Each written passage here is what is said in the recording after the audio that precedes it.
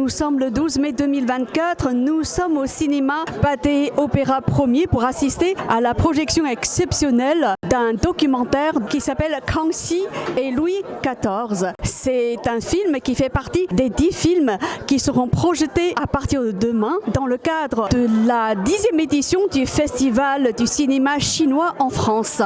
L'événement était co-organisé par l'Administration nationale du film de Chine et le Centre culturel de Chine à Paris dans le cadre de la 10e édition du Festival du cinéma chinois en France. Près de 300 personnes y ont assisté.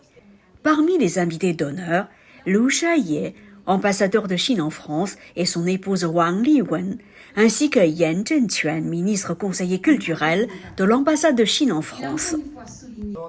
Tout d'abord, Tu Xinshan, membre du comité permanent du PCC de la ville de Guangzhou, a prononcé une allocution. Il a déclaré « À l'occasion de sa visite à Guangzhou, le président français a parlé du bateau Amphitrite pour raconter la longue histoire d'amitié entre la France et la Chine. Ce bateau a ouvert la porte aux échanges philosophiques, scientifiques, artistiques et culturels entre la Chine et la France. C'est cette histoire que racontent Kangxi et Louis XIV. »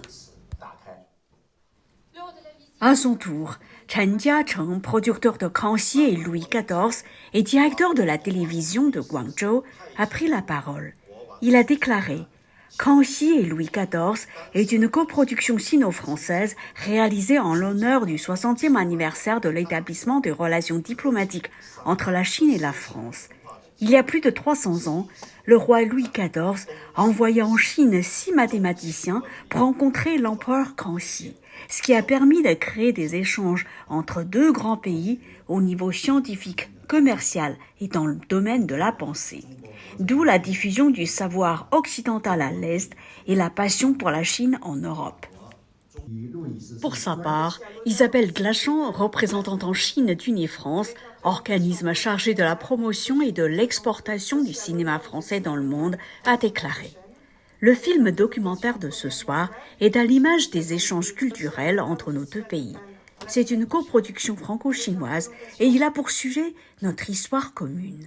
Quelle belle proposition pour célébrer ensemble le cinéma et nos deux pays. » Enfin, Liu Hongke, directeur du Centre culturel de Chine à Paris, a déclaré « Le Festival du cinéma chinois en France, créé à Paris il y a 13 ans, a obtenu le soutien de l'Administration nationale du film de Chine, de l'ambassade et des consulats de Chine en France, du CNC, d'Unifrance et en particulier de Pathé et du grand public français. Lors de la présente édition, 10 films chinois sélectionnés seront projetés dans les cinémas de 10 villes françaises. Kangxi et Louis XIV, en tant que coproduction sino-française, transmet les souhaits de coexistence harmonieuse, de dialogue coopératif et de développement pacifique. Offrant au monde chaotique une référence sur les modes de communication justes et injectant une énergie positive aux échanges humains et culturels. Kangxi et Louis XIV racontent l'histoire de la relation privilégiée entretenue entre le roi de France, Louis XIV, et l'empereur Kangxi de la dynastie Qin, visant à initier de vastes échanges sino-français dans les domaines de la science, de la technologie, du commerce, de la pensée et de la culture. 这部电影反映的是300年前，中法两国的元首外交。那个时期呢，就已经建立了非常好的从个人的友谊，促使了两个国家的经济、商贸、科学，包括文化这方面的交流。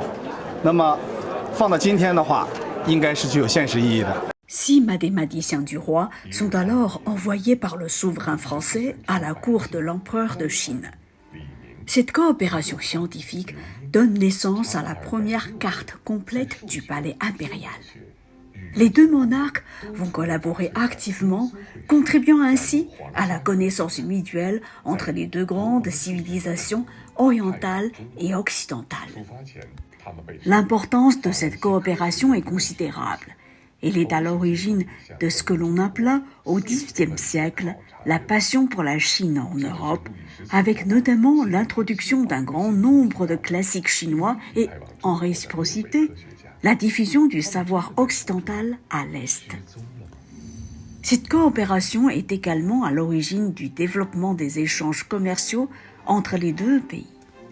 C'était un vrai plaisir de participer à ce tournage. C'est toujours très enrichissant de prendre part à des histoires historiques comme ça, d'autant que pour le personnage de Louis XIV, comme on le sait, il y a beaucoup de ressources, beaucoup de documentation qu'on peut trouver, donc c'est forcément très enrichissant. On peut aller piocher un peu partout. C'est assez facile de se documenter et donc de s'inspirer. Reportage par Mantara TV.